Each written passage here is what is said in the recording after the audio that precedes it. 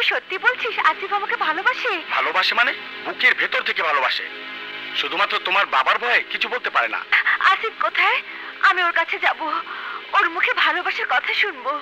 আসিফ আজ রাতে জঙ্গলের উত্তর দিকে অপেক্ষা করবে, তুমি জানে? যাবো মানে? আমার ইচ্ছে করছে জোর করে রাত নামিয়ে নিয়ে আসি। তুই থাক, আমি আসছি। আসলাম ভাই, স্বরাষ্ট্রমন্ত্রী যেভাবে বারবার মুন্নার ব্রেন ওয়াশ করার চেষ্টা করছে, তাতে যে কোনো মুহূর্তে মাথার মগজ ধোলাই হয়ে যেতে পারে। আর একবার যদি সত্যি সত্যি মগজ ধোলাই হয়ে যায়, তাহলে আপনার ষড়যন্ত্রের জাল ছিঁড়ে যাবে। তাহলে কি হবে? আপনার সত্যিকারের দেশদ্রোহীর চেহারা জনগণ চিনে ফেলবে। দেশপ্রেমিক সেজে আপনি যাদের দিয়ে সত্যিকারের দেশপ্রেমিক মানুষ আর দেশটাকে ধ্বংস করার জন্য যোদ্ধার নামে ক্যাডার তৈরি করছে, ওরাই আপনার বিরুদ্ধে রুখে দাঁড়াবে।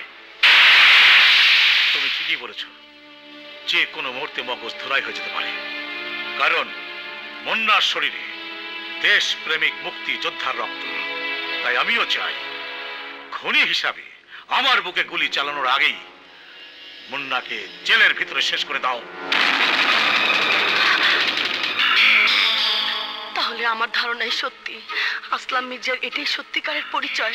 কিন্তু মুন্নাকে বাঁচাতে হলে এই মুহূর্তে আসিফকে আমার সবকিছু খুলে বলতে হবে।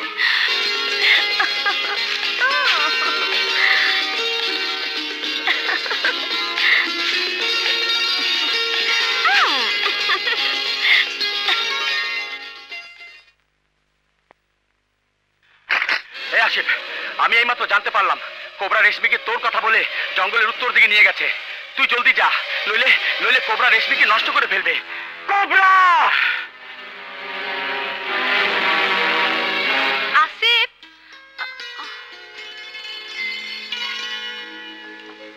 আসিফ,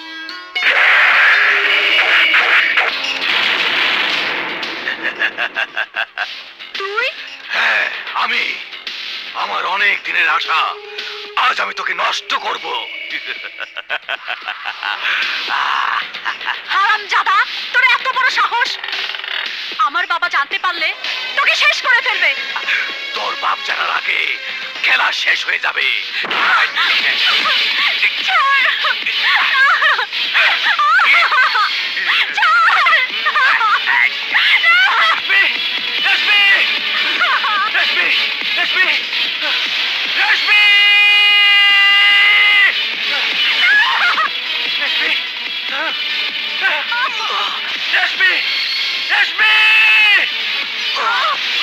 তোরে আমি বাঁচায় রাখুন না, তোরে বাঁচায় রাখলে আমি শেষ।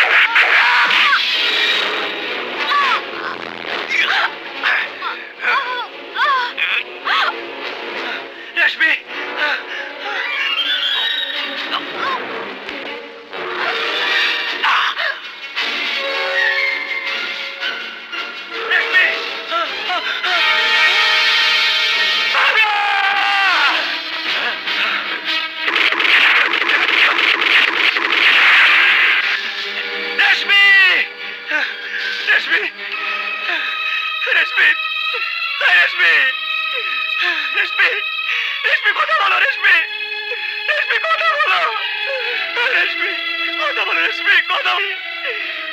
কোবরা শুয়োরের বাচ্চা, শুয়োরের বাচ্চা কোবরা!